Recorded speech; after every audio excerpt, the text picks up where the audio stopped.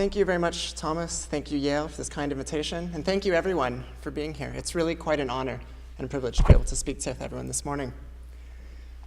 I'm here to talk about what I see as one of the most fundamentally unjust realities of our time, which is that we have cost-effective solutions to address many global challenges, but our progress is frustratingly slow because we lack the full global governance mechanisms in order to deliver them. It's not just me who says that. In an assessment of the risks that we currently face in the World Economic Forum found one thing linking just about everything: cyber attacks, terrorism, climate change, housing, and that was that all of them suffer from a global governance failure, and that this failure needs to be addressed. And of course, global governance failure is nothing new. It's why the League of Nations was created after World War I. It's why the United Nations was created after the Second World War. And in the area of health, which is where I'll be focusing on, it's why we have a World Health Organization led by a Director General who's supposed to fight for public health around the world. And indeed, when the World Health Organization was created back in 1946, the founders of the organization from the very start in its constitution put that the health of all people is dependent upon the fullest cooperation of individuals and states.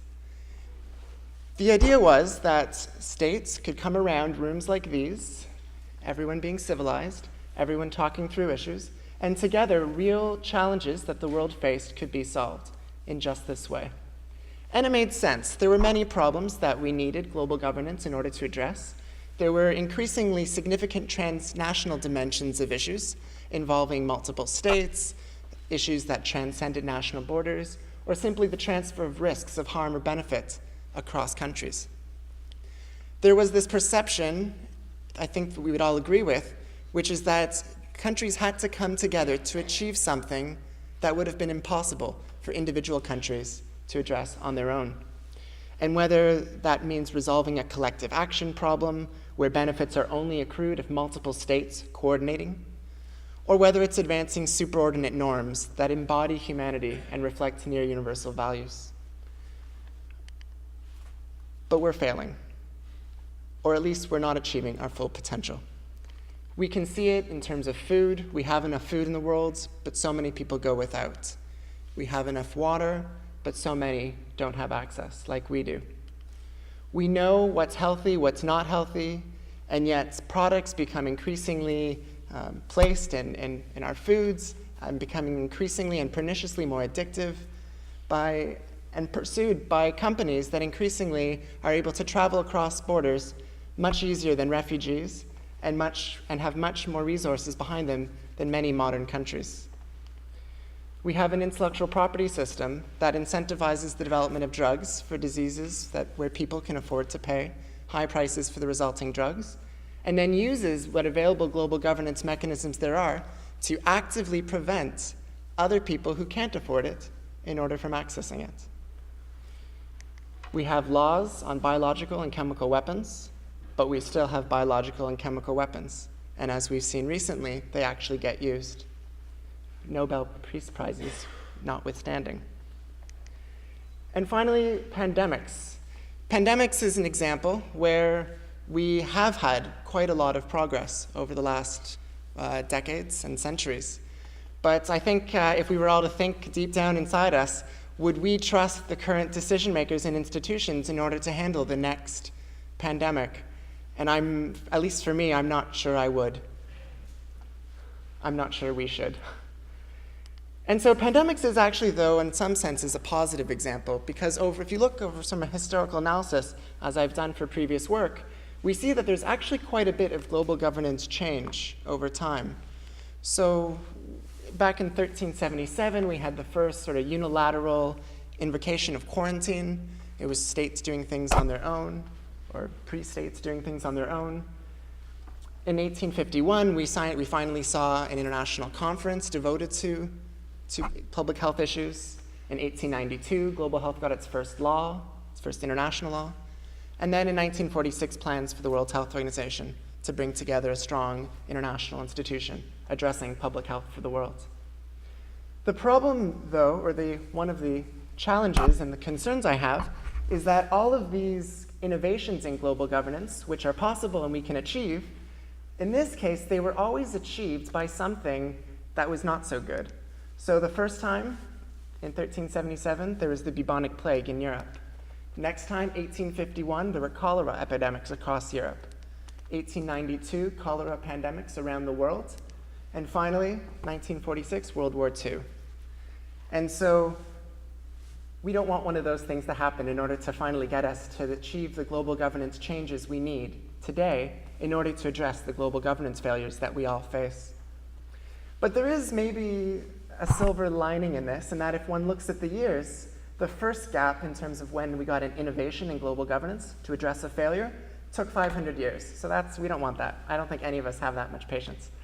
But the good thing is that the pace of innovation in global governance has increased in terms of this example, where we see it took 50 years to go from conferences to laws, another 50 years to go from laws to international institutions. And so if one thinks about it, it's now been 65 years since that last institutional innovation. Maybe it's about time we have something new and rethink the way that we govern global health issues moving forward. And indeed, the current international institutions are showing that they are at the edge of what they can deliver. And this isn't, there's many explanations for that. I mean, certainly one thing is that there's a lot of conflict, that we don't agree on everything, and that's normal. Countries, what used to be divided along lines of east-west or north-south bickering, are now multidimensionally fractured along lines of income economy, industrial status, government capacity, research needs, social values. And so what it's done is that rooms like this that were designed to foster problem solving for the world's challenges have suddenly become more looking like this, where we don't often see what's happening. Decisions aren't made, decisions are deferred. And we then have bottlenecks that need to be addressed. But it's not just that. That's a reality of our time. We're always going to have differences, and we're going to need to overcome them. One of the additional challenges, though, is that there's no light to go from the darkened room like this back to a room where we can see what's going on and make progress. And part of that is that current international institutions are not always, in terms of the secretariats, are not always performing as best as they need to. And so looking at WHO, there's so much studies and so much out there in the literature and civil society complaining about misalignment of WHO's priorities with the best available research evidence, that some of WHO's health statistics, so core to its mandate, are questionable. It has strategy after strategy after strategy that's left unfulfilled. And it has an ill-defined coordinating role in a very broad global health landscape. And it's not necessarily the staff's fault. Staff are obviously working very hard to do what they can, but maybe the staff composition is not right. Looking at who are actually working at a place like the World Health Organization, we see that of the 30% of staff who are professional staff, 70% are administrative, but of the 30% who are professional staff, we see an overwhelming number coming from the medical profession. Obviously, it's important. It's a World Health Organization. Health means we need medical professionals. But increasingly, if we believe that global governance failure is really one of the primary obstacles in order to achieve better health around the world, increasingly this profile is just out of date and not reflective of the needs of our world. In fact, 1.6% of the 30% social scientists, I'm a lawyer, 1.4%. If there's any economists in the room, you particularly shouldn't be happy. Only 0.1% of WHO's 30% professional staff are economists. And so this leads to, that issue is compounded with others, that within large UN-type organizations, we have resistance to change. Of course, there's limited financial resources for what's needed. There's hierarchical bureaucracy. There's an overabundance of meetings, unequal work effort among staff, cross-cultural misunderstandings, and often deference to very particular powerful states. And it's not just from the outside we can hear these sorts of critique. Looking inside a group like the World Health Organization, we see its staff are not that happy either. In a survey of staff, over 50% of staff said they believe or don't know whether the organization is appropriately or inappropriately influenced by industry. Less than 20% believe that top management cares about them. 25% have doubts about the independence of expert advisors. 65% are concerned about the organization's future. I think WHO is important for global governance, but I also think it hasn't fulfilled its promise as the world's public health authority and as the world's political platform for health negotiations. I think WHO has become politically and technically mediocre compared to where it needs to be in order to address today's global governance failures. But I don't just blame WHO staff or even WHO governing bodies, everyone together. There are many good reasons for why we have this mediocrity. One is just that there's an insufficiently core budget. WHO is forced to spend according to what those who give it money tell it how to spend it.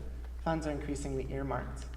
Second is that there's a gross inequality of influence among states in global health decision-making, meaning that decisions taken are not decisions representative of what the world's population would want to see happen. And of course, there's a highly fragmented global health landscape, increasingly causing confusion and chaos in a place where we really need to see progress. And so I think that WHO, in my mind, faces somewhat of a crisis of identity at this point, 65 years since it was created. And partially it's an organization that by design, not by its doing, but by design, is incapable of achieving its potential.